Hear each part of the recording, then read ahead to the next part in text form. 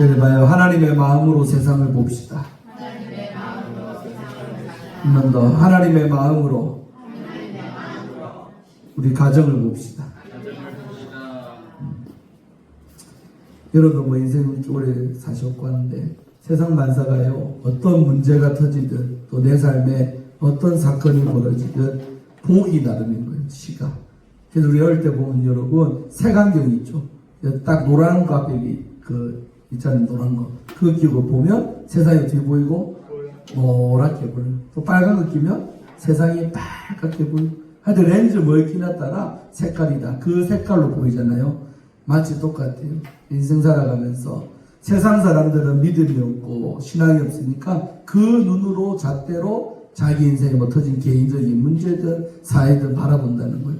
그러나 예수 믿는 우리는 하나님을 믿는 신앙 가진 하나님의 백성들을 인정하시면 아멘. 그럴 때 우리는 하나님의 마음으로 모든 걸 바라봐야 된다는 거죠. 있습니까? 오늘 이 느헤미야서를 제가 2년 전에 처음 부임할 때 수요예배 때 느헤미야 강의를 했잖아요.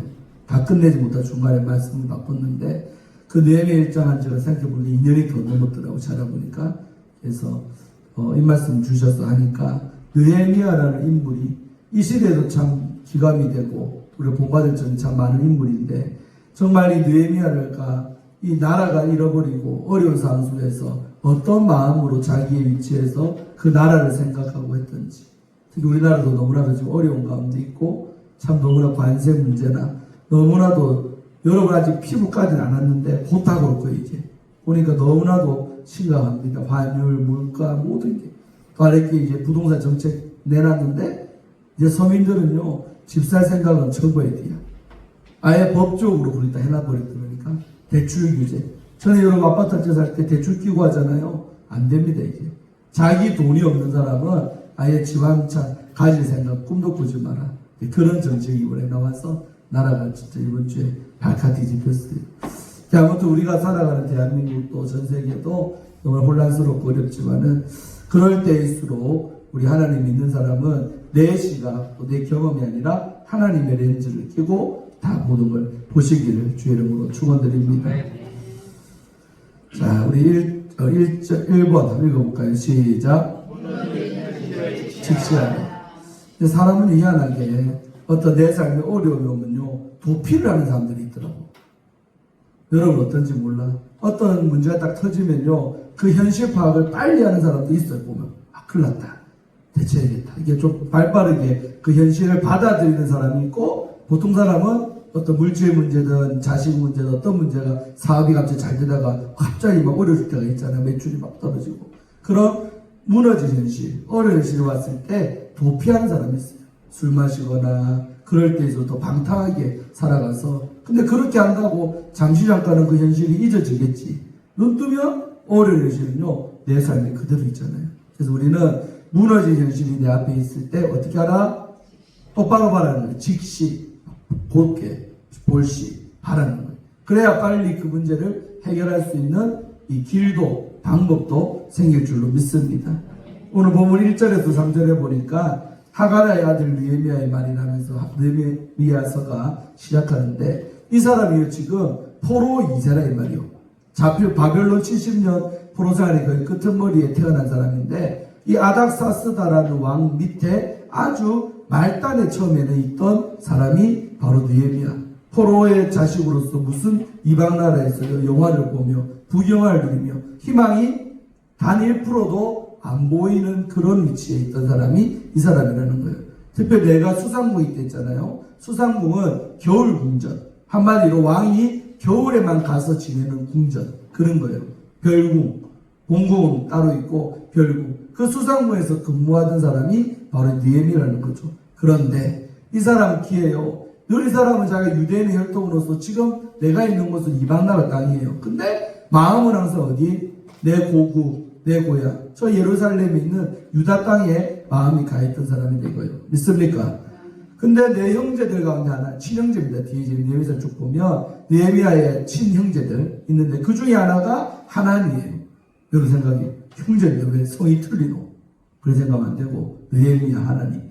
그래서 하난이라는 자기의 친형제가요, 두어 사람과 함께 어디를 갔다 왔냐면, 자기는 마음은 있지만 못 가보고 있는 그 고국 땅에 가봤다는 거예요. 내 형제들이 몇 명 두어 사람과 함께.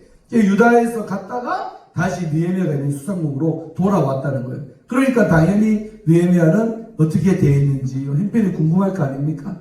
그래가지고 내기로 내가 그 사로잡힘을 면하고, 그러니까 포로가 안 된 유대인도 그 이스라엘 땅에 남아있는 거예요. 그 면하고 남아있는 유다와 예루살렘 사람들의 형편을 물어봤다. 여러분, 하나님의 사람의 관심은 항상 어디? 교회에 있습니다.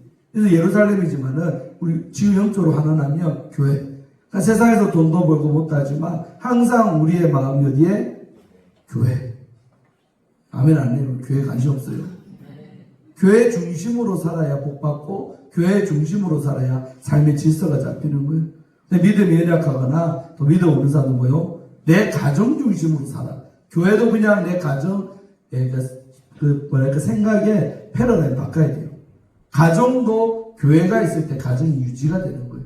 이 영적 비밀을 잘 많이 모르시는 경우가 있던데, 이 교회 중심으로 살아야 가정도 잘 되고 아이들도 잘 되고 형통의 복을 받을 줄로 믿습니다. 근데 눈앞에 보이는 가정이 크죠. 날마다 찢고 뽑고 사는데 자식도 있고 남편도 있고. 그냥 가정 중심으로 교회를 생각하지 말고 반대로 교회 중심으로 가정을 이렇게 운영도 하시고 하기를 바랍니다. 그러니까 오늘 느헤미야도 자기가 있는 곳은 수상궁에서 그냥 말단 관리로 일하고 있지만 늘 그 마음에는 예루살렘에 가 있었다. 주의 성전이 어떻게 되어 있나, 내 백성 내 유대인들은 어떻게 잘 지내나 하는 그 관심이 있기 때문에 돌아오자마자 뭐 물어봤다? 야, 어떻노? 형편을 물어봤다는 거예요. 그런데 3절 보니까 안타깝게도 좋은 소식이 들려오면 좋겠건만 그들이 내게, 그 자기 하나님과 두어 사람이 뭐라고 답변하냐면, 사로잡힘을 면하고 남아있는 자들, 그 땅에 있는 사람들이 그 지방 거기에서 예루살렘 그 근방에서 큰 뭘 당했다? 환란을 당했다. 이까지도 마음 아픈데 또 조롱과 멸시, 능력을 받고 있다는 거예요. 그리고 예루살렘 성은 여전히 70년 전에 이 느부갓네살이가 쳐들어와가지고 허물어뜨렸잖아요. 근데 복구가 안 되고 전후가 지난 지 70년이요. 근데 여전히 폐허인 상태로 있다는 거죠. 허물어져 있고 성문들은 뭐요? 불타가지고 없어지고. 한마디로 황폐한 예루살렘, 내 유다 땅을 그 소식을 듣는, 그 땅도 그렇고 그 사람들도 능력받고 환난당하는 이런 상태를 봤다는 거예요. 그게 느헤미야는 1절 2절을 통해서 자기 고국에 무너진 현실, 내가 어떠록 내 마음과 있는 예루살렘에 무너진 현실을 직시를 하는 거죠. 그러니까 이제 4절부터 그 직시한 현실 위에서 어떻게 했는가를 보시라는 거예요. 있습니까? 그래서 우리도 이거 거창하게 나라 생각하면 여러분도 내 가정도 중요하지만은 이 나라의 현실도 뭐 해야 된다? 직시하기를 바랍니다. 당장 내 먹고 사는데 지장만 없고 별 바르게 이렇게 안다보는 게 있는 사람들은 무감각합니다. 절대 그렇지 않아요. 금방 우리 피부에 다가올 때 정도까지 되면 늦은 거예요. 우리 삶의 일상까지 완전히 어떤 어려움이 올 정도면 많이 늦은 거예요. 있습니까? 그래서 먹고 사는 게 중요하지만은 항상 나라 생각하고 나라의 문제를 직시하고 기도할 줄 아는 여러분 되기를 바랍니다. 자, 시편 34편 18절 한번 다 지을까요? 시작. 여호와는 마음이 상한 자를 가까이 하시고 중심으로 통회하는 자를 만나 구원하시는도다.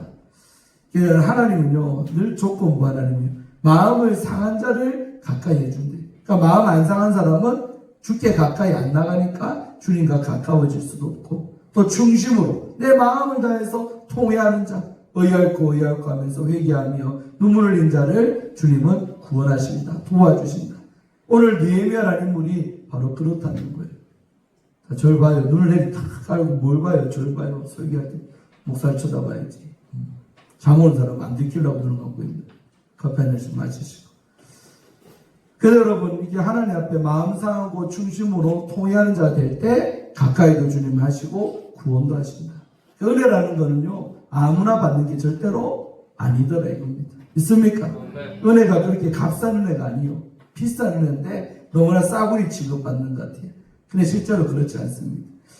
자, 마태복음 5장 4절 8복이죠. 8복 중에 4절에서 뭐라고 합니다. 예수님이 시작. 통하는 자는 복이 있나니 그들이 위로를 받을 것이며. 그러니까 아무나 위로받나. 그게 아니라 주님의 마음을 가지고 애통하는 자.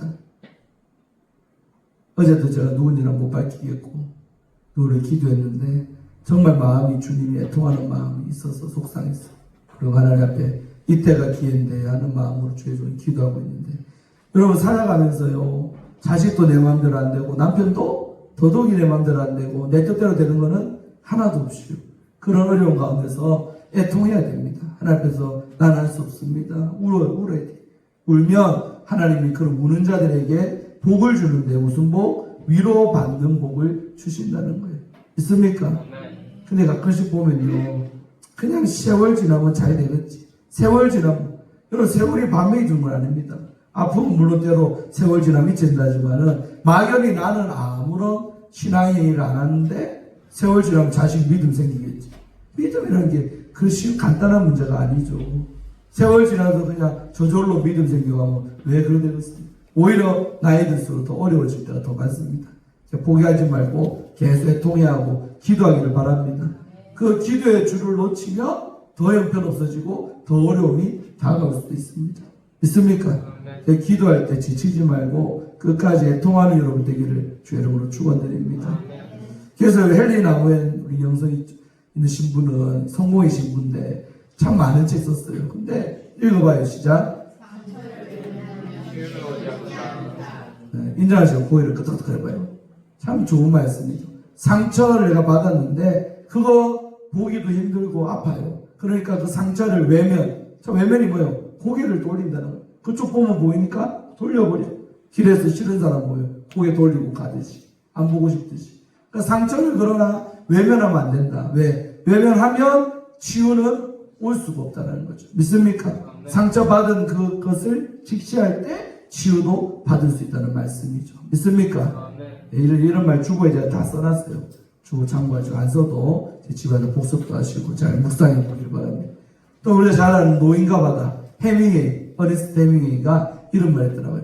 빛은 상처난 틈으로 들어가온대. 빛이 어디로 들어온다? 상처가 난 그 틈으로 빛이 들어온대요. 있습니까? 그냥 상처 안 받은 사람은 빛 들어올 일도 없이요.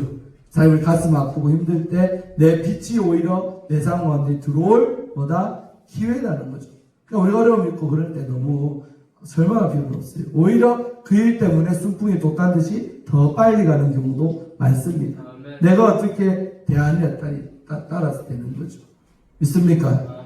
하나님 아는 지식의 저자 존 스토트 목사님 돌아가셨는데 이런 말 했어요. 진실을 외면하는 것은 하나님이 주신 양심을 많은 거 묵는 것이다. 요즘 현실을 보면 너무나 이 말이 가슴에 와닿잖아요. 어떤 나라에 진실이 있어요. 근데 진실을 뭐 한다? 고개 돌리는 거예요. 아까 상처를 고개 돌리면 진실에서 외면하는 것은 하나님이 우리 각자에게 주신 양심이 있는데 그 양심을 뭐 하는 거다? 묶어버리는 거다. 양심이 작동하지 못하도록 묶는 게 뭐다? 진실을 진실로 보지 못하고 외면할 때 양심의 기능이 묶여진다는 거예요. 있습니까? 네. 누가 생각이 나네. 넘어가요. 팀 켈러, 살아있는 목사님인데 팀 켈러 목사님이 이런 말 했어요. 읽어볼까요? 시작. 무너짐은 끝이 아니라 하나님의 재건을 위한 이끌입니다. 참 말이 너무 멋지죠. 무너졌어요. 내 삶에 가정도 무너지고 경제도 무너지고 어려움이 왔을 때 무너졌다 그러잖아요. 저 사람 무너졌어. 가망 없어. 이제 못 일어날 거야.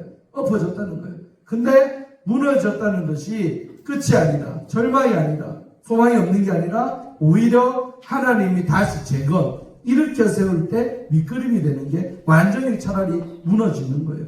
있습니까? 네. 서로 인사하세요. 어설프게 무너지면 일어나지도 못하고 어렵습니다. 차라리 때로는요 마음대로까지 자빠져 버리는 게 일어나기가 더 좋을 수도 있다는 거예요. 하나님 내 삶이 왜 이 모양이겠어요? 왜 우리 아이들 왜 이러겠어요? 할 때 무너졌다라고 절망할 수 있지만 걱정 마세요. 그때 다시 일어설 수 있는 밑그림이 된다니까. 있습니까? 그래서 우리나라 속담에 병은 숨기면 깊어진다. 우리가 병 걸렸을 때 뭐라 그래요? 나와를 부르라. 자랑해라. 쪽팔린다 생각하지 말고 병 걸렸을 때 마련하는 거예요. 그럴 때요 우회의 사람 통해 정보도 들어요. 또 내 같은 그런 병 때문에 고생했던 사람 있을 수 있죠. 그 사람 뒤에 들어가면 야야 니도 어디 가봐라. 제가 우리 학원사님인가? 희한한 데 가서 고쳤다 그랬죠. 누가? 동네 의원 맞죠? 누구지? 손 들어보세요. 학원사 아닌가? 동네 의원 가갖고 큰 건데 그래서 잡았다 했잖아요. 아 성교 집사님이네. 맞죠? 세상에 큰 병원 다 댕기는데 아픈데 이걸 머리는 못 잡잖아요. 근데 어디 그 작은 병원 같다 했잖아요. 의원. 그거 갔는데 그 의사가요. 이게 문제입니다. 탁 했는데 쟤네 맞더라요. 여러분 큰 병원 의사가 다 똑똑한 게 아니고 작은 병원 의사가 다 돌팔인가? 아니라니까. 의원, 동네에서 의원해도요 실력 있는 분들이 있더라니까. 저도 우리 안경민수 아까 꼬박꼬박 가는데 우리 안 선생님 얼마나 좋아요. 맞죠? 우리 하원 선생님 가봐라 목사님 그거 잘합니다. 그거 가고 있어. 단골 됐잖아요. 우리 아이들도 아프면 감기하면 약주라고 가거든요. 근데요 어찌나 동네 의원이 나이도 연세 됐지만 똑똑하잖아요. 있습니까? 네, 우리 교회 나오면 좋겠더라니까. 근데 간호사가 어제 내가 토요일 날인데 하나하나 몰라서 전화를 했어요. 그러니까 세상에 한 번도 목사라고 말 안 했거든. 근데 목사님이 시조이라고 딱 그러더라고. 희한하네. 금방 알았더라고. 간호사가 목사님. 여러분 병은요 그래서 우리 속담처럼 걸려서 쪽팔리죠 물론 모습에. 그러나 병을 숨기면 오히려 깊어진다. 숨긴다는 다른 말로 하면 현실을 직시 안 하는 거죠. 그러면 자기 혼자 그냥 끙끙 앓다가 더 깊은 병 걸리고요. 때려치면 너무 퍼져버리거나 잘못되면 고치지도 못해요. 믿습니까? 그래서 이번한 것도 너무 숨기지 말고 까발리고 말하기를 축원합니다. 박지세 태어를 축하합니다. 박수 한번 해주세요. 이번 소식을 안 알렸지만 태어는 주보에 적어놔야겠다 해서 적어놨습니다.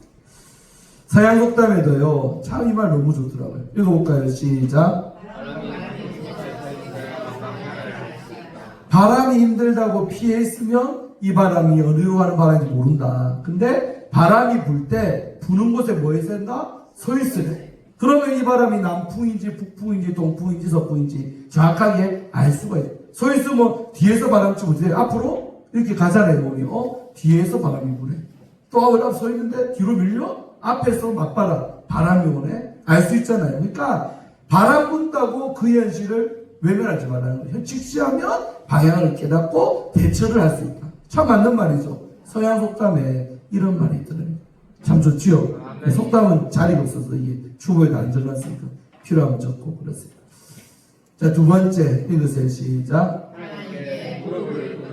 자, 그러면 내 조국의 무너진 현실을 느헤미야가 가스 아픈 소식을 들었잖아요. 그러니까 거기서 나는 포로 2세고 나는 이곳에서 아무것도 하지 못하니까 뭐 아무것도 못한다고 포기했을까? 그게 아니고 느헤미야는 이 조국의 소식을 듣고는 4절부터 보니까 바로 뭐요? 기도를 하는 거예요. 내가 이 말을 듣고 무너진 현실, 무너진 내 조국, 내 유다인들이 능욕을 받고 환난당하는 아픈 소식을 듣고는 뭐했다? 앉아서 따라서 울고 슬퍼하며 금식하며 기도했다. 여러분 이제 붕할 때 이 부분 많이 썼었는데 이 말을 듣고 보통 사람은 단계가 있어요. 봐봐요. 듣기만 하고 끝나는 사람. 아이고 대한민국 짜지 큰일 났네. 끝. 듣기만 하고 전혀 다음 단계를 안 가. 근데 느헤미야는요 들었잖아요. 일단 듣고 앉아서 뭐 했어요? 울고 수일 동안 뭐 했다?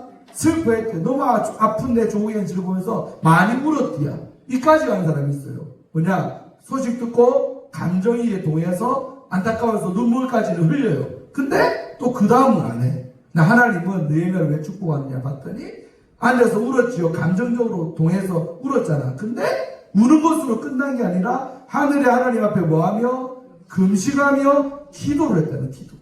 그러니까 세 단계죠. 듣기만 하는 사람. 그 다음 2단계 듣고 우는 것까지는 하지만 기도를 안 해. 셋째는 듣고 감정적으로 울고 그 다음에 그 감정을 가지고 주님 앞에 나와서 실질적으로 기도하는 사람. 하나님은 어떤 사람을 축복하고 쓰신다? 기도를 하는 사람을 쓰신다. 지금도 대한민국에 기도하는 분들 너무 많습니다. 근데 그런 분들도 있지만 그 전 중에 그냥 걱정만 하지 끝. 어떤 사람은 감정적으로 어쩌면 뭐 만나면 맨날 나라 걱정을 해요. 근데 기도를 안 하네. 하나님은 기도하는 사람을 통해 일하시는 분이 되시다는 것을 기억하기를 축원합니다. 기도하여 그 다음에 5절 6절부터 쭉 보면 기도문입니다. 느헤미야가 이때 어떻게 기도하는가 보세요. 하늘의 하나님 여호와 크고 두려우신 하나님. 자, 느헤미야가 믿었던 하나님 어떤 분? 크신 하나님. 두 번째 두려우신 하나님. 쉽게 말해서 이 느헤미야는 지금 조국다가 믿음이 아버지로부터 하가랴로부터 전수가 돼 있는 상태. 너무 뒤에 보면 믿음이 좋고 성경도 너무 잘 알아. 구약의 말씀을. 그러니까 크고 두려우신 하나님으로 느헤미야는 믿고 그 포로된 땅에서 살고 있었다. 사람은요, 똑같은 주업제에게 다니고 똑같은 하나님 믿는 것 같아도 진짜 다릅니다. 그 여러분 사는 게 다 다른 거예요. 왜? 내가 믿는 하나님이 큰 분도 있지만 작은 하나님으로 섬기고 살아가는 분도 있었다. 있을 수가 있어요. 얻기를 목사는 바라지만 다 크신 하나님으로. 여러분, 하나님이 커 보이면 문제는 작아 보이죠, 상대적으로. 근데 왜 어떤 물질 문제, 어떤 문제 터지면 그 문제가 태산같이 커 보일까? 반대로 하나님이 작게 느껴지니까 문제는 오히려 커 보이는 거죠. 있습니까? 네. 어떤 문제가 터져도 크신 하나님을 믿는 사람은 문제보다 크시기 때문에 문제는 하나님보다 작잖아요. 그러니까 걱정도 안 되고 해결된다고 믿음이 가는 거죠. 있습니까? 네. 큰 하나님 섬기길 바라고. 그 다음 둘째, 두려우신 하나님. 여기 이제 깊이 들어가면 할 말이 많죠. 여기까지 안 할게요. 여러분, 하나님 무서운 줄 알아야 돼요. 서로 인사하세요. 하나님 무서운 분입니다. 근데 신앙생활하는 거 보면 하나님 무서워 안 하는 것 같아. 내가 이렇게 하나님을 섬겨도, 내가 직분을 이렇게 해도 하나님 아무렇지도 그냥 무반응. 천만의 만만의 말씀이죠. 아직 당장이었던 게 안 오니까 그 여파가 어떻게 우리 가정에 자식에게 다가올지를 모르고 막 하는 거지. 하나님 진짜 무서운 분임을 맛본 사람, 또 경험한 사람은 절대 함부로 못 한다는 거예요. 있습니까?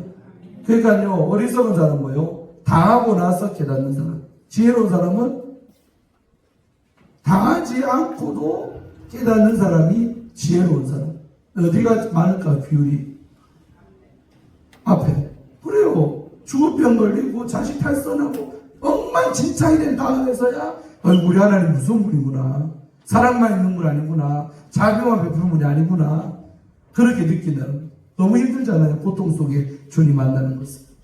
목사 마음은요, 그냥 고생하지 말고 이런 설교 들을 때, 그나마 가정 잘 굴러갈 때 잘 믿으면 됐긴데 그때 정신 못 차리는 거죠. 그러나 이 엉망된다 완전까지 바닥 친 다음에 그제서야 이런 말씀도 깨닫고, 그러면 그때도 일어섰을 있지만은 너무나 큰 고통이 찾아온다는 거예요. 있습니까? 예. 그래서 크고 두려우신 하나님을 섬기는 것 여러분 되기를 바랍니다. 그 다음 보라색 것이 보면 주를 사랑하고 주의 계명을 지키는 자에게, 요까지가 뭐예요? 조건입니다. 우리가 하나님께 해야 될 것. 그러니까 느헤미야는 지금 이 자유도 없고 불편한 이 땅에 살지만은 주님을 사랑했던 사람. 그 다음에 뭐요? 주의 계명, 말씀대로 지키려고 애쓰고 살아갔던 사람이 느헤미야라는 거예요. 있습니까? 그 말씀 잘 지키셔야 됩니다. 죄가 뭐냐? 보통 사람은 죄를 얘기하면요, 윤리 도덕적으로 뭐 사회법 어기냐 안 어기냐? 아니요. 우리는 사회법을 넘어 뭐요? 하나님의 법을 통제받고 지키는 사람들이 우리 아닙니까? 믿습니까? 아멘. 그러니까 하나님의 법을 어긴 것이 이 나라 도덕과 법률과 헌법보다 더한 건데도 보통 사람은 뭐예요? 거꾸로 생각하잖아요. 재판 안 받고 사회법을 잘 지키는 사람은 잘 산다 생각해요. 근데 하나님의 법은 관심도 없고 날마다 어기고 살아. 하나님 볼 때 누가 더 죄인이요? 하나님의 법 안 지키고 계명대로 안 사는 사람이 큰 중죄인이다 이 말이에요. 근데 스스로들 내가 앞에 중죄인입니다라고 고백한다 이거예요. 왜? 당장 하나님 법을 어겨도 뭐가 없으니까, 다가오는 게 없는 것 같으니까 착각하지. 그러나 실질적으로 세상 법 잘 지켜도 하나님의 법도대로 안 사는 자에게 하나님은 큰 형벌이 있고 또 그런 이제 여파들이 올 건데 어리석은 거죠. 있습니까? 그러니까 참 무거운 말씀인데, 주를 사랑하고 주의 계명을 지키는 느헤미야였거든요. 그런 자에게 하나님도 뭐한다? 언약을 지키시며 긍휼을 베푸시는 주님이요. 주여라고 지금 주의 이름을 부르면서 한마디로 다생각하고 크고 두려우신 하나님이여 주여 간구하나이다. 이렇게 해도 돼요. 되는데 거창하게 뭐라 그래요? 자기가 믿는 하나님에 대해서 장황하게 몇 줄을 쳐서 느헤미야가 지금 말하고 있어요. 내가 믿는 하나님 어떤 하나님? 조건부 축복의 하나님이다. 아무한테나 주님도 언약 지키냐? 아무에게나 긍휼을 베풀어 주시냐? 그렇지 않습니다. 뭐한 자에게 주님을 사랑하고 계명 지킨 자에게 주님도 자기가 약속 언약을 지켜주시고 긍휼을 불쌍히 여김도 온다라는 거예요. 또 드릴 예화나 많지만 뒤에 할 게 많아서 생략하지만은 붕야 떴으면 더 길게 하겠죠. 엄청나게 이런 예화나 현실 속에서 나타나는 거 많습니다. 근데 많은 그리스도인들은요, 또다시 말하지만 내가 어떻게 하나님을 섬기고 말씀대로 사나 안 사나는 별 관심 없고 하나님이 내게 해주실 것만 관심이 많아요. 그리고 내게 안 좋은 게 온다? 그 대화 하나님 요구하고 사태질하죠. 자기가 하나님을 어떻게 섬긴 것을 하지 않고 돌아보지 아니하고 반성 안 하고. 아멘. 아멘 하시오. 매우 중요한 부분입니다. 매우 중요한. 그러니까 내가 하나님을 어떻게 섬기냐에 따라서 그분도 내게, 그러니까 심은 대로 거두게 하시는 하나님입니다. 내가 하면 심은 것도 없고 잘한 것도 없는데 내게 이렇게 하게 해주세요. 천만에 만만해서. 자, 이번 주에 서울의 방학동에 작은 교회 붕인데 붕이라는 사람을 이렇게 꽉 찼더라고요. 너무 좋았는데요. 갔더니요, 그 목사님 사모님도 장애가 있고 아들이 우리 요한이랑 얘기하는 요한이랑 나이도 똑같고 같은 연도 2016년 15년생이제 15년 요한이 2월생인데 그 아들은 12월생 10달 차이가 난 아들이 있는데 태어날 때 뇌출이 됐대요. 그래갖고 뇌출이 되는 이거 잡긴 잡았는데 그때부터 장애가 와가지고 반신마비 소화장애랍니까? 그 돼가지고 11시에 된 거예요. 요한이랑 친구랑. 이름도 김요한. 그보다 김명기, 나는 김정빈. 김요한이. 아들도 하나 외동 아들인데 유일한 아들 하나밖에 없는데 장애가 돼버린 거예요. 제 세상에 앞에. 근데요, 시간마다 특송을 한다고 나오는 거예요. 발음도 불분명하고 그래. 근데 그렇게 찬송을 잘 불러. 근데 잘 부른다는 게 뭐냐? 음정박자가 정확하고 그런 잘 부르는 게 아니고 그런 장애를 갖고 난 요한인데 나와서요, 그 끄는 거 있죠. 어른들도 나 끌고 다니는 거. 그거를 제가 끌고 더덕더덕 끓으면서 나와, 이게. 그래서 이제 제 설교 전에 항상 특송한 거 올리고 제가 설교하고 했는데 그 찬양이요, 장애를 가졌잖아요. 근데 너무 은혜가 되는 거예요. 내가 뒤에서요 많이 울었어. 감사해서도 울고 마음 아파서도 울고. 그 아이 보니까 너무 마음이, 하나님 왜 목사님 집에 이런 아이가 태어나게 하셨어. 너무나 그 현실. 사모님도 장애. 그러니까 제가 우리 집하고 오버랩 되잖아요. 그래서 하나님 나는 너무 감사하네요. 장애도 없고 사모님도 괜찮고. 그렇지 않고 아는 목회자. 근데요, 더 감동 먹은 건 뭐예요? 그런 아내도 장애, 애도 장애인데 목사님이 사실 소망이 있겠어요? 절망감이 맡겼어요? 다행히 인간적으로는 절망이 될 거예요. 희망도 안 보이고. 그 장애라는 게 선천적인 거라는데 해결되기가 쉽지 않잖아요. 근데 세상에나 목사님 얼굴에 주름도 없고 그렇게 성도들한테 잘하고 착하고 너무 좋은 거지. 그 쓰임도 받아요. 붕에도 많이 다녀. 내가 기도해 줄 때 있잖아요. 당신도 붕어가 된다고. 내보다 후배지만은 붕에 잘 다녀. 근데 그런데 목회도요, 얼마나 알뜰살뜰히 열심히 하는지 내가 이거 집회하면서 많이 감동 먹고 왔어. 있습니까? 세상에는요, 나보다 몸도 불편해, 뭐도 힘들어. 그때 그 집이 돈이 많지 않습니까? 94살 먹은 세상. 우리 집은 옛날 똑같으니까. 우리 돌아가셨지만 94살 먹은 그러니까 우리 목사님 엄마를 장애를 가진 그 사모가 집에 데리고 살면서 해. 교회는 방학 1동, 집은 언제 물어봤더니 방학 2동. 걸어서 차로 한 10분 거리. 걸어가면 한 20분 걸어가면 집이 있대. 빌라. 근데 세상에요. 오늘 제가 우리 집 와보겠지만 우리 1층이잖아. 근데 빌라 5층이 집인데 엘리베이터가 없어. 그러니까 끌고 다니는 아들 어떻게 집 올라가니까 운동시키려고 올라갈 때 이렇게 난간이 쭉 5층에 올라가면 잡는 거 있잖아. 그걸 잡으면서 애가 올라간대. 다리에 힘이 들어가야 되니까. 병만 어차피 재활하잖아요. 재활이 따로 필요가 없대요.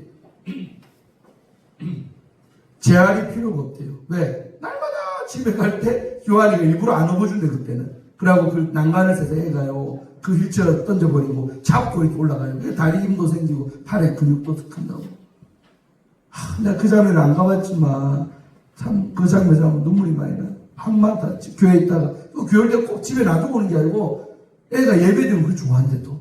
요한아 할렐루야 이런 친구인데 다음에 우리 교회 또 오실지 모르겠지만 내가 다음 우리 교회 온다면 꼭 아들 데리고 그랬어. 여러분 많은 감동받 걔 특성 들어보고 내 핸드폰이 녹음되어 있는데 오해하면 내가 들려줄까요? 들려줄게요 그냥.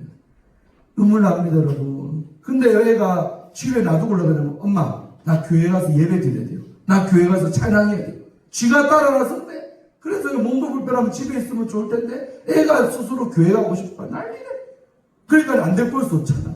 그래 오면 그렇게 세대하고 집에 내려올 때는 있지 않습니까? 마음 급할 때는 시간이 다 돼가지고 업고 내려올 때가 아버지가 있고 어떨 때는 시간 좀 여유가 있으면 지가 또 난간 타고 내려온대요. 세상에. 그런데 또 어찌나 강사라고 잘 섬기고 참 잘해주든지 많은 또 다음 집도 잡고 너무 좋았어요. 내가 마음이 너무 아프고 부산 올 시간 언제 됩니까? 하니까 12월 달에 셋째 주인가? 내가 그때 군산에 부흥이 있거든요. 수요일까지 집회인데 목금토 내려오랬어요. 내가 섬기고 싶다고. 내가 호텔도 잡아주고 밥도 사드리고 할 테니까 사모님하고 그 요한이하고 자기랑 3명에 또 누나가요. 진짜 잘합니다. 친누나가 그 교회 완전히 그거더만 주방장이더만 요리 다 해갖고 하는데요. 어찌나 4명 내려오랬어요.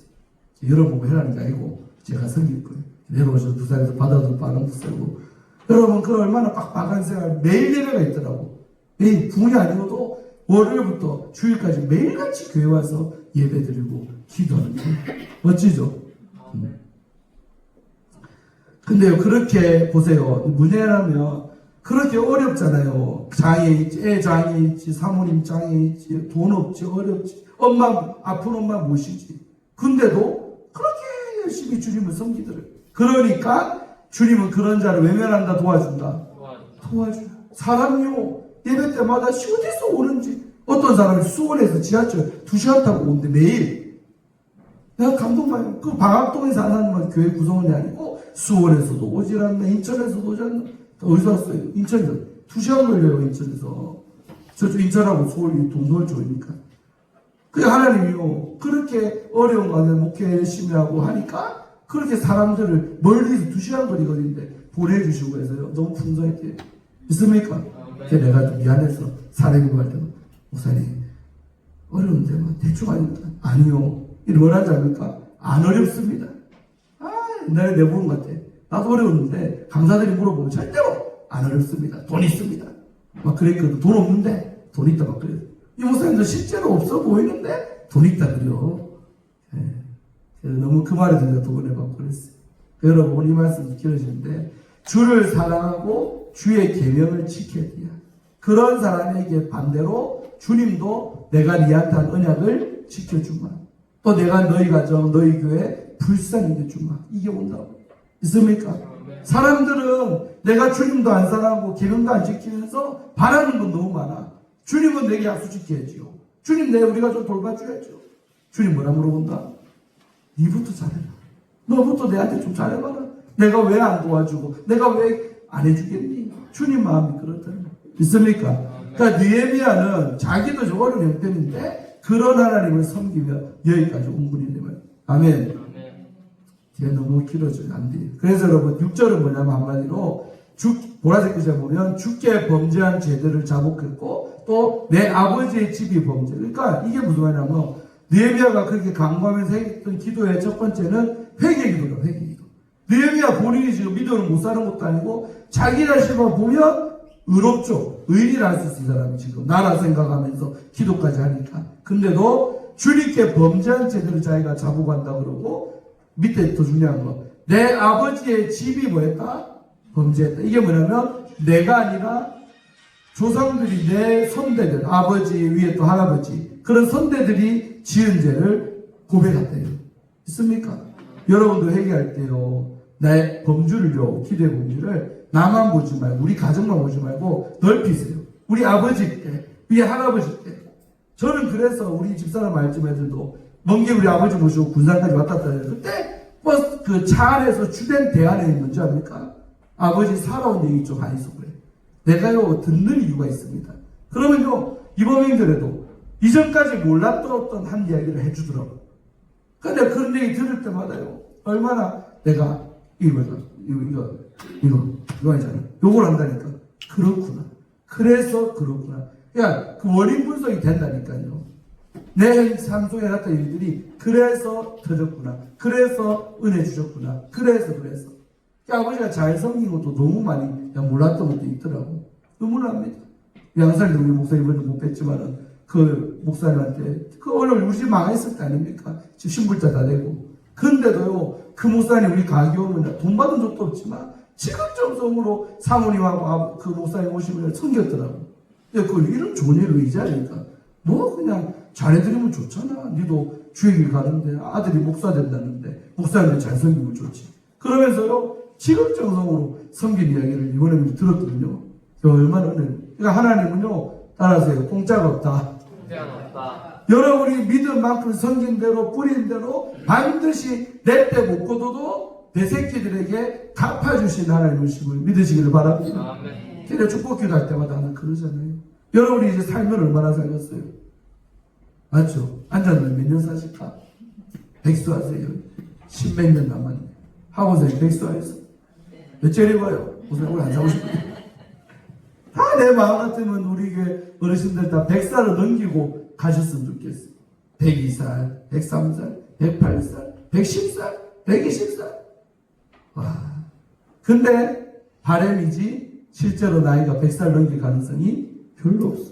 우리 할머니도 96세까지요. 치매 안 오고 진짜 건강했는데 아플라니까 시름시름 앓더니 일주일 아프시고 소천했어요. 호상이라고 합니다. 병원 신세 안 지고 병원비 안 나가고 깔끔하게 일주일 아프고 그냥 홀홀히 천국 가셨죠. 믿습니까? 우리 사람의 죽음이라는 게 이게 언제 어느 순간에 다가올지 모르니까 지금 저와 여러분 말씀 나누며 함께 은혜 받고 있지만 그 은혜 받는 그 자리를 내가 언제까지 지킬 수 있을지 안다 모른다? 몰라요. 몰라. 제가 축복 기도할 때마다 여러분 기도할 때마다 후손이 잘 되고 복받는 기도하고 있죠. 여러분 당대 얼마 안 남았어요. 근데 내가 장로로 안수집사로 권사로 최선을 다해 몸댕기에 섬길 때 하나님은 이 땅에 남긴 내 새끼들을 살 날이 많잖아. 그 장구한 세월을 살 우리 아이들에게 나를 봐서 하나님 우리 아이들 축복해 주세요. 나를 봐서 우리 딸 축복해 주세요. 그런 기도 여러분 해도 됩니다. 하시기를 바랍니다. 내가 끝까지 장로님으로 끝까지 내가 최선을 다했습니다. 하나님 나를 봐서 우리 딸 불쌍히 해주세요. 우리 사위 불쌍히 해주세요. 우리 아들 불쌍히 해주세요. 아멘. 믿음은 이어져야 됩니다. 많은 사람들이 단절로 생각하는데 복이 아닙니다. 이어져야 돼요. 그러니까 이런 흐름을 영적으로 깨친 느헤미야는 내 아버지의 집이 나는 범죄 안 했지만 내 조상들이 하나님 앞에 잘못해서 포로로 생활했잖아요. 그런 조상들의 불순종과 조상들의 믿음 없음을 내 죄처럼 여기면서 회개 기도를 하고 있다는 거예요. 있습니까? 여러분도 회개하셔야 됩니다. 내가 비록 죄인 아니어도 내가 비록 지은 죄 생각 안 나도 여러분의 조상들 지은 죄 얼마나 많습니까? 불순종은 예수 안 믿었다면 당연한 거고. 저도 그런 회개 기도하기 위해서라도 우리 아버지 어머니 또 고2 때 할아버지 삶까지도 많이 알았거든요. 몇년 때마다 만날 기회가 별로 없으니까 물어봐. 할아버지는 내 태어나기 전에 돌아가셨대. 얼굴 한번 못 봤잖아요. 근데도 할아버지의 행실을 물어봤다니까. 나라도 그 면장하고 할 때 어떻게 살았는지. 내 아픈 얘기도 많이 안 좋은 얘기도 많이 들었어. 그러니까 그런 거는 철저하게 우리 가문에서 끊어져야겠구나. 저 부분은 잘라서 나가야 돼. 바위로 자르듯이요. 나쁜 흐름은 잘라내야겠구나. 두 집 살았대요. 우리 할아버지.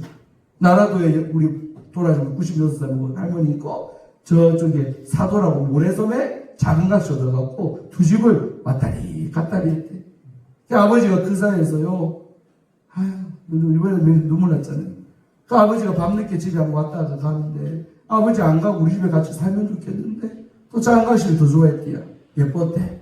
그래갖고 작은 갓이 간다고 배 타고 갈 때 선착장에서 아버지 타는 데를 아버지 16살 얘기입니다. 아빠가 자 내 낳아준 엄마 놔두고 너미 이제 찾아가는 그 밤길, 그 바닷가에서 우두가에 배가 눈앞에서 살 때까지 쳐다봤대요. 근데 이번 명절에 처음 들었을 거예요. 많이 울었습니다. 그랬구나. 16살 나이에 한참 아버지의 자리가 필요할 때 그 아버지 얼굴 못 보고 산 게 우리 아버지는. 그래서 제가 그 아픈 이야기죠. 아버지도 쪽팔린 얘기죠. 맞죠? 근데 할아버지가 그래 살았다는 얘기를 듣고는 하나님 절대로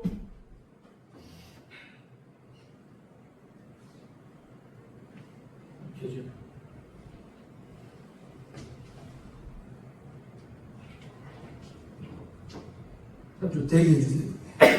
그래서 여러분 그 가슴 아픈 이야기를 제가 듣고 너무나도 이렇게 많은 눈물을 흘리고 우리 아버지 마음에 상처가 됐었구나. 그날 반대로 뭐요? 내가 아이들에게 아버지의 빈자리가 없게끔 해줘야겠다. 그런 마음을 가진 거죠. 여러분들도요, 유의감이 돼. 그럼 뭐 들으면 안 좋은 얘기니까 숨긴다. 여러분, 숨긴다고 그래 살았던 사람이 어디 갑니까? 아니거든요. 숨긴다고 모른다고 때로 야인 것도 있지만 알아야지 되는 이야기가 있어요. 그 아이들 커나는 거 보면서 때가 되면 숨겨진 이야기를 해줄 필요가 있어요. 걔가 만약에 또 믿음 있는 사람이라면 더더욱. 왜? 그렇고 아이들이 기도도 하고 나는 안 그래야지 하면서 더 이렇게 좋은 길로 갈 수가 있기 때문에 그런 거죠. 있습니까? 시간 너무 많이 가버렸어. 할렐루야. 생략할게요. 보세요. 내용 그겁니다. 그래서 현실을 직시한다는 뭐해라? 기도해라는 기도. 기도에 관한 말씀이었어요. 말씀. 그래서 이렇게 하시고, 이 명언들은 참고하세요. 다 기도에 관한 좋은 말씀들인데, 다 풀면 시간이 가니까 생략. 다 주고 있습니다. 읽고 보세요. 그래서 기도할 때 승리하고, 기도할 때 동력하는 거고, 그래요. 다 좋은 말씀. 자, 이 말씀 나누겠습니다. 자, 읽어보세요. 시작. 무릎이 굳은 자는 손이 굳지 않는다. 말때 처음에 읽어보고요. 한참을 내가 생각했어. 뭔 말이지? 나 깨달았잖아. 무릎이 굳었다는 게 뭐예요? 기도를 하도 많이 해서 무릎이 굳은 살이 되길 만큼 기도를 많이 해서 무릎이 굳은 자는 손이 굳지 않는다. 이게 뭘까? 항상 하나님이 축복하셔서 손에 일감이 있으면 손이 굳을 일이 없겠죠. 축복을 얘기하는 손이 굳었다는 게 나쁜 게 아니고 마비됐다는 게 아니고 손이 이렇게 항상 일할 수 있는 걸 주신다. 믿습니까? 네. 기도하는 자에게 하나님은 축복도 하시는 거죠. 믿습니까? 마더 테레사도 이런 멋진 말. 기도는 세상을 바꾸는 게 아니래요. 먼저 누구를 바꾼다? 기도하는 나가 변화된다는 거예요. 믿습니까?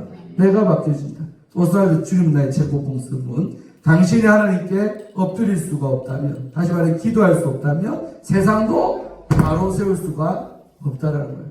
네. 난리 난다. 자, 마지막 3번하고 마칩니다. 읽어보세요. 시작. 회복의 비전을 붙잡아라.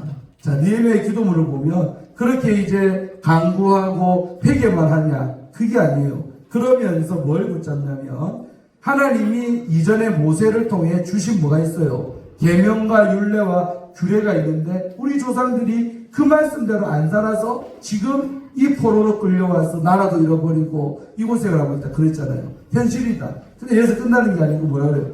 근데 옛날에 우리 주님이 모세 할아버지한테 우리 조상 모세에게 이렇게 약속했어요. 하나님의 약속을 이때 끄집어내는 거예요. 기도할 때요. 하나님의 약속의 말씀을 붙들고 기도하는 게 제일 중요합니다. 내 마음대로 기도하지 말고 성경에 입각해서.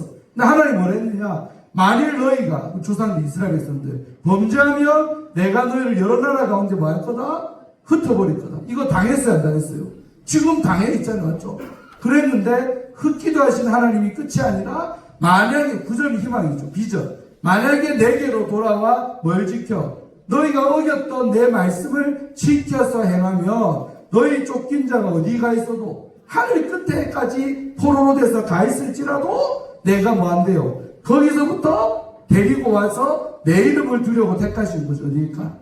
예루살렘이죠. 이 예루살렘에 컴백 돌아오게 하리라고 하신 말씀을 이제 청하건대 기억해 주세요. 그러니까 느헤미야와 하나님의 약속 사이에는 수백 년의 간극이 있는 말씀. 그러나 느헤미야는 뭐하고 있어요? 오래전에 하나님이 이렇게 약속했지 않습니까? 못하면 흩어버린다 했지만 우리가 계명대로 살고 말씀 지키고 살면 아무리 멀리 포로로 가 있어도 다시 예루살렘으로 데려온다 했잖아요. 이 말씀을 이제 지금 내가 기도하고 이 시간 청하건대 기억해 주세요. 다시 말해 하나님이 주신 꿈과 비전을 붙들고 기도하게 돼요. 있습니까? 기도는요, 과거에 내가 잘못했던 것도 기억하면서 회개돼야 되지만 미래의 것 생각하면서 약속 붙들고 이렇게 이루어지게 해주세요 라고 기도해야 돼요. 우리 장로님들도요, 조금 이 부분이 약한 것 같아요. 기도 드리면 주님 2년 동안을 들어보고 앞으로 장로님 대신 두 분도 기도 들어보지만 우리 교회를 향한 꿈과 비전, 우리 목사님을 향한 꿈과 비전을 놓고 기도해야 돼요. 대표기도 할 때도. 있습니까? 성경적으로 맞는 기도예요, 그게. 과거에 내가 잘못했습니다. 중요하죠. 너무 그런 기도와 줄을 주면 안 되고, 그 기도도 하시고, 꿈과 비전, 우리 초업제교라는 꿈과 비전. 아멘? 우리 목사님, 세 분 목사님 위해서 그런 꿈과 비전 놓고 기도하시죠. 대표 여러분 또 말 나온 김에 섭섭하다보다도 목사가요, 우리 교회 목사만 아니고 내가 오늘 아침에 한나가 들었나? 아침부터 전화하고 39시 전화해서 아수이라는 선교사가 있지 않나? 이번 주도 전주에 나한테 참 잘 섬기고 잘하고 있는 분이 있는데 100억대 사업가요. 그런 분도 아침에 이번 주에 나한테 집회 나가려고 준비하고 있는데 아침 8시에 전화가 왔어. 물 한잔 하는 게 우리 새벽에 자기 전주 시원서 우리 부촌이라 나온 교회 그 교회 다니는데 자기가 아침에 새벽 기도 가서 기도하는데 내 생각이 그렇게 내 생각이 근데 전화 온 내용은 뭐냐, 내가 목사님한테 더 잘 섬겨야 되는데 너무나 요즘에 사업이 좀 어렵대. 그 가구 공장 하시는데 사업이 어려워서 좀 선교비도 보내보냈었는데 그것도 좀 끊어지고 있거든요.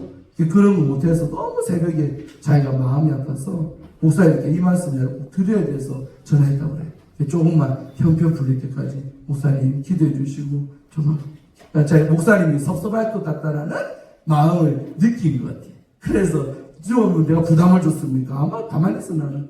근데도 전화 가지고 스스로 미안하다 그러고 잘할게요. 그래요. 우리 교회는 아무 상관없는 영혼들이요. 근데 그동안 내가 살아온 게 부흥회 다니고 하다 보니까 전국 각지에 이런 식으로 연결되어 있는 사람들 많아요. 많고 그들 위해서 기도도 하고 또 그럴 때 서로 좋은 게 또 날라오기도 하고 우리 교회 덕대꽃도 많다 이 말이에요. 다시 말하지만 우리 교회 여러분이 헌금하시고 뭐 하는 거 사례비로 안 사라집니다. 지금도 아시기 바랍니다. 무슨 돈 갖고 목사님은 살아? 그런 돈 갖고 살아요. 그런 돈. 어쩔 때 정말 힘들 때 갑자기 뜻밖의 물질이 어디서 삐하고 날라와. 그하고 또 급한 물도 끄고 뭣도 해결하고 그래서 여러분 그런 목사님이 기도할 때 하나님 우리 목사님 부흥 강사에 사명을 주셨으니까 그거 잘 감당해달라고도 기도해야 될텐데 대표들이 잘 안 하더라고. 한번 생각해 보세요. 단순히 이 교회 단위만 있는 게 아니란 말이에요. 그 제일 중요한 일이지만 그에 불구하고 그 사명을 주셨기 때문에 그 사명을 위해 장로님들이 또 기도자분들이 기도를 해줘야 그 유익함이 눈꽃해요. 내가 이 교회에 있는 한 우리 초업제에게 덕이 됐으면 됐지 나쁠 거 하나 없어요. 있습니까? 네, 우리들이 못할 부분 그들이 해주면 또 얼마나 좋아. 감사하죠. 그러니까 오늘 느헤미야의 기도는 뭐다? 현재만 현실직시하고 과거에 잘못했던 거 기도한 게 아니라 비전. 하나님이 이렇게 우리에게 해준다고 약속했지 않아요? 하는 거를 붙들고 기도하는 거죠. 있습니까? 그러면서 자 은혜는 10절. 이들이 누구예요? 바로 지금 큰일 난다 하고 능력당해 있는 이 고생하고 있는 이들은 어떤 존재인가 하나님 앞에 주께서 일찍이 큰 권능과 강한 손으로 마신 구원을 하신 구속하신 주의 종들이요 주의 백성이라는 거예요. 있습니까? 아멘. 여러분 아무리 삶이 힘들어도 나는 주님의 종이다. 나는 주의 백성이다. 라는 정체성을 잃지 않기를 축원합니다. 근데 많은 사람은 이 부분에서 놓친다니까. 가정에도 환난이 왔어요. 어렵다. 막 조롱을 막 당해 사람들로부터. 그러면 어디까지 가요? 마음이 디프레스 되다 못해. 아이고 하나님 나 버렸나 봐. 우리 가정 주님이 구원하지 않으시는가 봐. 이렇게 착각할 때가 있는데 아무리 포로로 지금 끌려가 있어도 주의 종들이란 사실은 변함이 없고 주의 백성이라는 사실도 변함이 없다. 없다는 거예요. 마귀의 속삭임에 놀아나지 말라는 거예요. 서로 인사하세요. 속지 맙시다. 힘들어도 하나님의 백성입니다. 아멘. 힘이 들어도요, 우리는 하나님의 사람. 그러면서 마지막 11절에 주여 구하오니 뭐 길을 기울이사 종이들 더 들으시고 뭐라 그래요? 오늘 종이 형통해서 이 사람 앞에서 은혜를 입기를 했죠. 이 사람이 누구다? 내가 섬기고 있는 1절에 나왔던 아닥사스다라는 왕이에요. 이 사람 앞에 내가 뭐 입게 달라 기도하고 있어요? 은혜를 좀 입혀주세요. 한마디로 출세시켜주세요. 내가 잘할게요 주님. 이 나라 민족이 내가 쓰임받을게 하면서 아직까지 쓰임 안 받은 상태인데 그런 깊게 회개하고 꿈을 붙들고 기도해갖고 눈에 보이는 아닥사스다 왕한테 내가 좀 눈에 띄어서 은혜를 입게 달라 기도했잖아요. 했는데 하였나니 마지막 줄 읽으세요. 시작. 그때에 내가 왕이 뭐가 됐다? 술관원이 되었다. 넘버 2. 지금 말하면 국무총리 됐다 이 말이요. 느헤미야가 아무래도 말하지만은 술관원은 그 당시 뭐요? 상대방 나라에서 제일로 많이 쓰는 게 독타는 거예요. 왕이 먹는 음식이나 왕이 먹는 술이나 이런 데다가 독탄다 이 말이요. 깔끔하게 저 나라 황제를 죽이면 되니까. 그래서 술관원의 역할이 뭐냐? 왕 옆에서 치끌해서 시중 들면서 왕 마시기 전에 먼저 맛보는 거예요. 내가 독타해서 내가 죽는 거예요. 그러니까 이 왕 옆에 술관원은요, 진짜 믿는 사람, 진짜 신뢰가 가는 사람을 이 자리에 앉히는데 세상의 포로로 자식으로 꿀 유다인이잖아요. 정통 바벨론 사람 아니에요. 근데 페르시아 사람 아닌데도 이 느헤미야를 발탁 해서 어디에? 왕 옆에 시중들은 술관원의 자리에 떡하니 앉혀놨다. 누구 은혜로? 하나님 은혜지. 설명이 불가능한 거 이거는. 다니엘이 출세하면 그랬고 느헤미야가 출세하는 것도 맞아요. 왜 하나님은 그러면 느헤미야를 술관원 되게 하셨을까? 뭐 하려고? 개인적 영화나 부귀들이라고? 아니요. 이렇게 어려운 나라 상황에서 나라 위해 걱정도 하고 금식도 하고 기도하고 있는 느헤미야가 쓰임받도록 하나님이 길을 열어주시는 하나님. 있습니까? 이런 축복이 여러분 자신 자녀들에게도 개인에게도 일어나기를 축원합니다. 그러니까 하나님이 세상에서 출세하는 것도요 아무나 그런 자리 안 준단 말이에요. 정말 주의를 하고 싶어서 정말 주의에 미친 사람들에게 그런 자리 돌아가셔서 나를 위해 네가 명예를 날리고 살아라는 게 아니라 하나님의 백성들을 위해서라도 이 하나님 나라를 위해서. 지난주 국회에 왔잖아요. 정성구 시의원도 구의원도 오시고 왜 나를 국회의원에 왜 나를 시의원에 제가 시의원 있죠. 박희용 네, 차까지 가서 인사해서 했는데 나한테 그래 목사님 아니 이래서 국회의원도 하셔야죠. 일부러 꿈을 주려고 국회의원도 하시죠. 그러니까 목사님 내가 여기까지 온 것도 진짜 하나님의 은혜입니다. 내 인생에 내가 어떻게 시의원을 구의원을 8년 2번 하고 그다음에 시의원 당선돼서 지금 시의원 1년 차 1년에 이번에 당선된 거 또 내년에 이제 붙으면 2년 시의원 4년 더 하는 건데 나한테 그래 목사님 내가 어떻게 이렇게까지 됐는지도 모르겠대. 근데 언감생시 국회의원이라며. 내가 아니요 국회의원도 할 수 있어요. 비전을 꿈을 가지고 있어. 걔네도 차에 가서 똥이도 주잖아. 앉아보고 있어. 집중하자. 기도도 해야지. 왜? 하나님이 아무 때나 그런 파워를 시의원도 이러고 파워 셉티다 동네에서는 나라에서 별 볼일 없어도 이 초연지 땅에서는 시의원만 돼도 나름대로 권한이 있어. 구의원만 돼도. 그러니까 그런 구의원, 시의원, 나아가 국회의원, 또 나아가 더 큰 자리를 주님이 허락할 때는 너 혼자 잘 먹고 잘 살아라고 이름 날리라고 그 자리 준 게 아니고 나라 민족을 위해 헌신하는 사람 느헤미야처럼 되라고 주신 걸로 믿습니다. 이게 뭐냐면요, 여러분 자녀 위해서 단순히 우리 유성이 유진이 뭐 잘 되겠어요. 아니요. 이 아이가 잘 돼서 뭐 할 건데 뭐 할 건데를 놓고 응답받고 기도하시란 말이에요. 하나님 우리 유성이 잘 되면 이렇게 쓰임받게 이런 쓰임받아들이 되기 위해 이렇게 해주세요. 거꾸로 있습니까? 느헤미야가 그런 기도한 거예요. 그랬더니 기도의 응답이로 이 기도할 때만 해도 낮은 하급관리에서 그때 이렇게 은혜 있게 해달라고 왕한테 기도했더니 내가 왕의 술관원이 베푼 거예요. 그래서 이제 2장에 보면 술시 좀 따르다가 표정이 어두우니까 왕이 야 느헤미야 이 얼굴이 왜 이리 어둡나? 그랬더니 이때가 기회인 거죠. 내가요 우리 형제들이 소식 들었는데 우리가 내 있던 데 알죠? 저 예루살렘 아직도 복구가 안 돼갖고 이렇게 폐허가 돼 있고 내 백성들을 고통당하고. 그러니까 왕이 뭐라 그래요? 2절에 내가 뭐 해주고 뭐 도와주고 그랬더니 그때 살림감도 아삽에게는 그 복구할 자재 따내고 통행증 끊고 난리 났어. 그래서 느헤미야를요 유다 총독으로 임명돼요. 너 유다 가라. 대신에 내가 있기니까 너무 오래 있으면 안 된다. 그래가지고 느헤미야가 파견돼갖고 42일 만에 성벽을 다 일으켜서 앞으로 있습니까?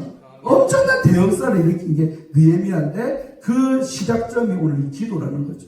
하나님은 기도하는 자에게 하나님의 꿈을 주고 출세도 하게 하셔서 겨우 누구의 하나님 나라의 일이 잘 되도록 하실 줄로 믿습니다. 아멘. 이런 은혜가 여러분의 가정에 충만하기를 축원합니다. 뒤에 준비한 것 많지만 생략 기도하겠습니다. 하나님 감사합니다.